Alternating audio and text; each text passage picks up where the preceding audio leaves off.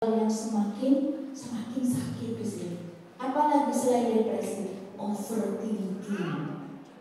Apa overthinking? Kebanyakan mikir ya, ibu-ibu. Overthinking itu berpikir yang tidak perlu, berpikir yang tidak penting, berpikir yang tidak pada tempatnya. Kalau kita harus pilih-pilih, ini layak kita pikirin nggak nih, gitu. Misalnya ya, ibu contoh misalnya. Nanti kalau anakku sudah besar, kira-kira bagaimana ya nanti dia hidup di akhir zaman misalnya. Nanti kalau aku meninggal, nanti anak-anakku bagaimana? Overthinking, Bu. Orang yang overthinking itu seringkali meniadakan peran-peran Allah. Atau orang-orang yang terlalu sibuk dengan masa lalunya. Aku tuh punya luka pengasuhan yang banyak karena orang tuaku tuh dulu seperti ini. Aku punya inner child dan sebagainya. Padahal kita hidup di hari ini harus move on dari kemarin. Kemarin pun terjadi karena atas kehendak Allah, itu bagian dari takdir. Itu orang overthinking, terlalu sibuk dengan masa lalu, flashback terus gitu. Apalagi kita perempuan, ahli sejarah. Ahli sejarah ya. Padahal Bu, kalau kita tidak move on dari masa lalu, terlalu menyalahkan masa lalu. Saya terjadi seperti ini sekarang tuh karena masa lalu saya begini. Itu tidak move on. Tidak bersyukur kepada Allah, kita tetap hidup sampai hari ini dalam keadaan baik. Tapi ada juga kita yang sibuk dengan masa depan, padahal masa depan itu semenit yang akan datang itu gaib, Bu. Kita nggak tahu apa yang akan terjadi. Maka ibu-ibu rahimahullah, orang yang terlalu cemas terhadap masa depannya adalah orang-orang yang suudzon kepada Allah, berprasangka buruk kepada Allah. Padahal cukuplah besok apa kata Allah. Yang penting hari ini kita berusaha jadi hambanya yang terbaik. Maka itulah yang disebut dengan khusyuk.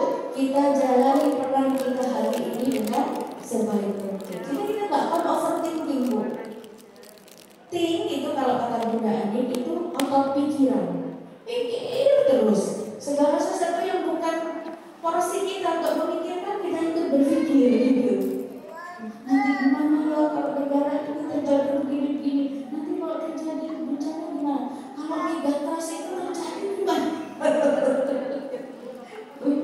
Yang kita pikirkan, kalaupun megatrust terjadi kepada kita, wafat kita syahid di hadapan Allah. Itu yang membuat kita nggak tenang, mental kita itu sakit, over segala pikiran. Nanti kalau suamiku jauh, kira-kira masih cinta nggak ya sama aku? Apalagi yang LDR-an kayak saya. Kalau dia tidak bisa kepada Allah, Bu, Masya Allah. Kenapa? Karena zaman, keadaan, realita tuh nggak ada yang stabil, berubah, fluktuatif, nggak ada yang pasti dalam hidup ini, Bu. Sekarang musim aja nggak pasti ya. Kalau dulu jadi bulan sekian musim biasa, nggak pasti. Nggak ada yang pasti. Maka jangan perbesar otot thinknya, otot berpikirnya, kata psikolog. Tapi perbesar otot awareness-nya. Aware itu apa, Bu? Kesadaran, mindful. Oh, sadar, aku ini adalah hamba Allah yang seluruh hidupku itu bergantung kepada Allah. Bahkan sampai pada titiknya Allah terserah engkau ya Allah. Aku berserah diri kepada. Kalau saya seperti itu, tenang kita kan? Maka yang dimaksud dengan mental health, mental perempuan yang sehat itu adalah sebuah kondisi yang tenang hatinya, sakinah jiwanya, sehingga dia bisa beraktivitas dengan produktif. Kalau dia sudah bisa beraktivitas dengan produktif, dia bisa memberi kemanfaatan yang lebih banyak bagi dirinya, bagi keluarganya, dan bagi orang lain. Itu kondisi hari ini ya, Bu ya. Banyak perempuan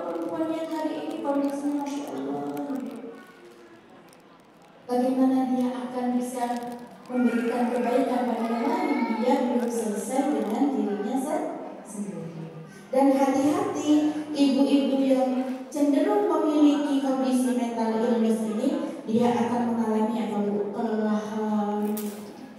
Dan itu dampak psikosomatik. Fisiknya jadi sering sakit. Ya. Kemudian apa lagi bu? Merasa tidak dihargai, merasa tidak berharga, lelah terus menerus, ya, tidak betah di rumah, merasa putus asa dalam menjalani hidupnya. Maka banyak kemudian ibu-ibu itu yang ingin mengakhiri hidupnya. Dulu bu, zaman saya baru menikah, punya anak kecil-kecil 5 orang gitu, tidak mengenal istilah baby blues. Ya, dulu padahal saya orang ibu saya sudah nggak ada. Jadi saya hamil pertama sampai kelima, melahirkan sendirinya berdua dengan suami, nggak ada istilah kita itu mengalami baby blues, sampai kita itu tidak bisa menerima kehadiran bayi kita gitu. Berdua juga jauh, nggak ada yang beda. Tapi hari ini banyak sekali anak-anak kita dikit-dikit baby blues ya, dikit-dikit sakit mentalnya, sampai Gen Z hari ini tuh bu disebut sebagai apa? Generasi strawberry ya. Cantik, bagus bentuknya, idenya banyak, kreatifnya anak-anak kita itu, informasi yang mereka dapatkan banyak sekali. Tapi apa? Lalu dikit aja kena bully langsung down mental. Dan bullying itu hari ini luar biasa. Perundungan itu, anak-anak kita udah jatuh mental.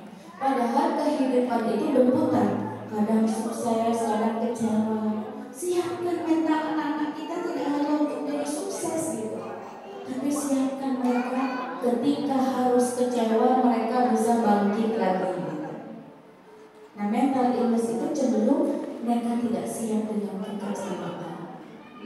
Ya, nah ini kondisi kita hari ini. Akhirnya ketika si ibu ini mentalnya mentalnya sakit, dia biasanya menjadi toxic mom, menjadi ibu yang bawa racun dalam pola asuh terhadap anak-anak. Dia cenderung tidak sensitif, cenderung otoriter, ya, cenderung khawatir terus terhadap anak-anaknya dan lain sebagainya. Dia menjadi ibu yang toksik dan itu berpengaruh terhadap tumbuh kembang anak-anaknya. Kemudian bisa jadi kemudian dia terkena racun feminisme.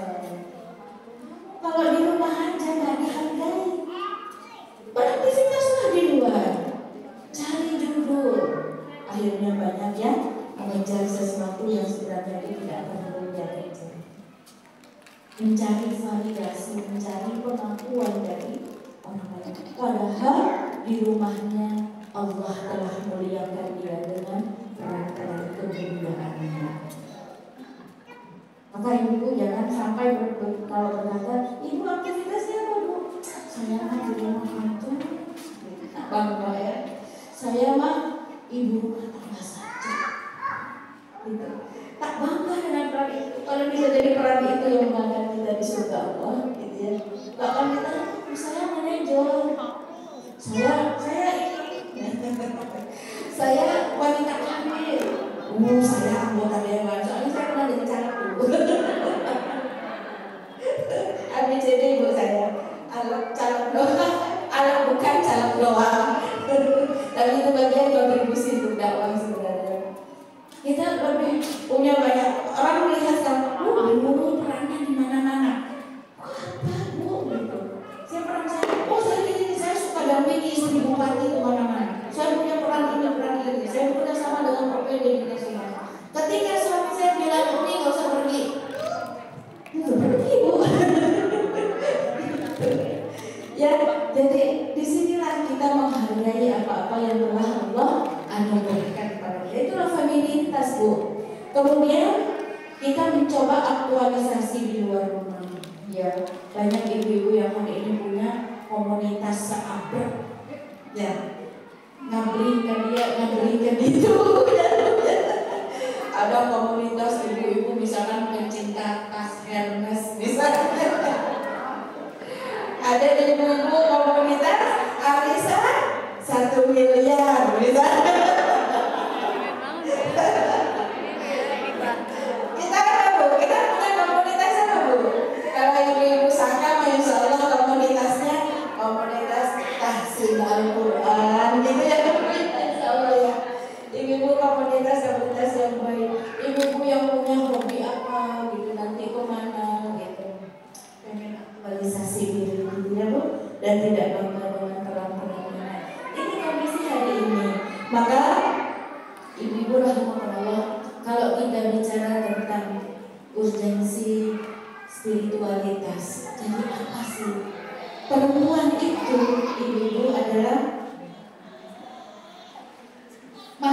yang terbelenggu dengan banyak aturan.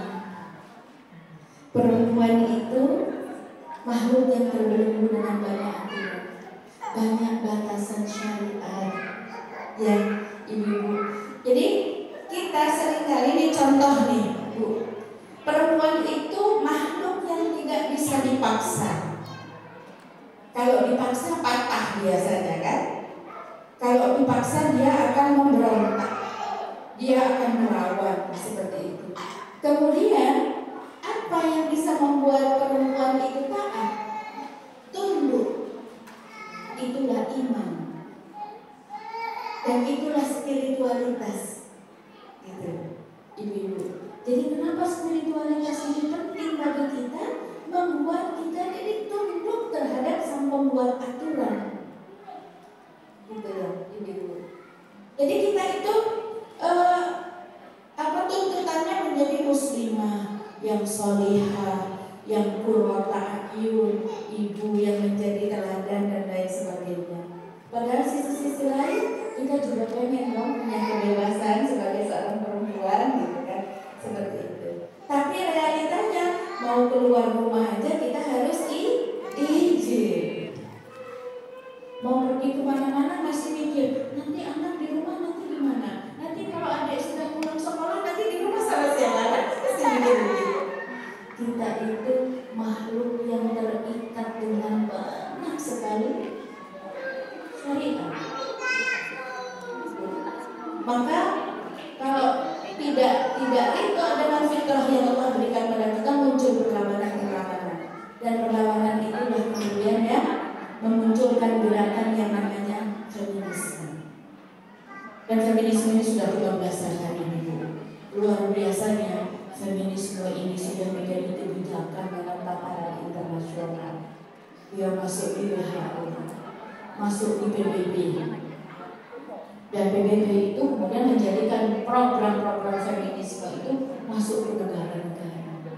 Kalau negara itu tidak mau mengikuti program itu, bantuannya ditahan.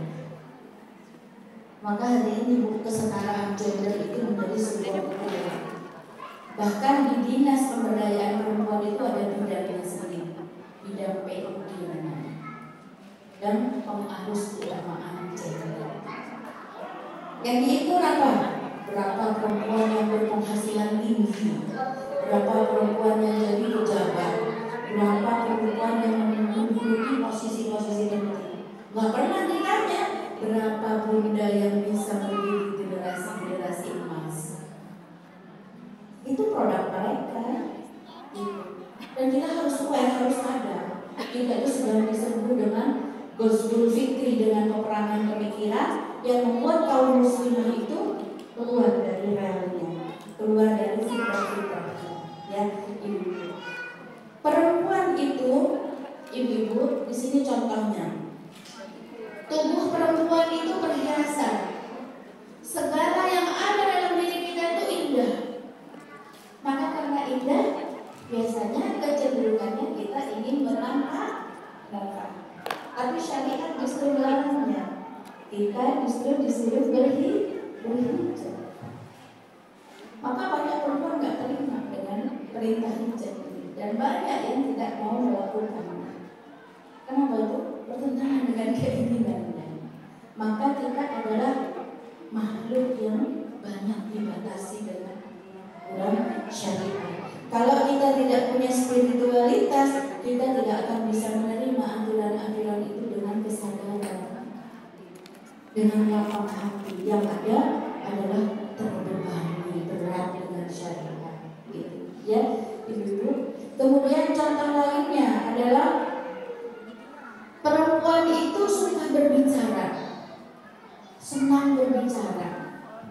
Tapi Allah memerintahkan dia untuk taat. Kalau taat itu apa berarti? Sami'na, mendengar. Sami'na wa ata'na. Aku dengar dan aku taat. Kita sendiri pengen banyak bicara didengar, tapi syariat menyuruh kita untuk banyak mendengar dan taat. Berat nggak Bu? Maka taat itu berat. Soalnya kalau nggak berat Kalau senang melakukannya, itu hobi, kesenangan gitu. Tapi kalau taat itu berat. Maka disini membutuhkan penerimaan, kesadaran, dan itu spiritualitas, Ibu. Ya, jadi urgensi spiritualitas. Maka ibu-ibu rahimahullah, semakin dirasakan iman itu kita akan semakin butuh, Ibu ya Bu ya. Karena perempuan itu makhluk yang punya banyak tantangan. Ya, bukan hanya dari sisi agama, ada juga ibu-ibu kalau duduknya terlalu lebar, misalnya ini terlalu lebar, katanya masa perempuan duduknya kayak gitu. Itu tuh banyak sekali aturan. Kalau ketawa, terlalu lebar, katanya perempuan ketawanya kayak begitu gitu kan ya, ibu. Itu banyak sekali hal-hal yang mengikat kita itu, Bu. Ya, dan itu perlu kesadaran kita untuk menerimanya. Nah, karena perempuan itu mudah patah, maka nggak bisa kita itu diluruskan dengan kekerasan. Maka apa yang membuat kita bisa tunduk itu adalah apa? Iman dan spiritualitas. Ya, maka kita akan masuk kepada materi kita hari ini adalah kata kunci bagaimana kesadaran, iman, keyakinan itu adalah yang terbaik yang Allah berikan pada kita agar kita ridho terhadap ketetapan-ketetapan yang sudah Allah berikan. Nah, kalau kita sudah ridho, Ibu, tidak akan ada muncul apa itu? Tekanan, depresi, ketidaknyamanan. Kenapa? Karena iman itu bisa merubah sesuatu yang tidak kita sukai menjadi kita sukai. Iman itu bisa merubah sesuatu yang berat dilakukan menjadi ringan. Bahkan iman itu yang bisa merubah orang yang takut kepada kematian menjadi orang yang berlomba-lomba untuk mati syahid.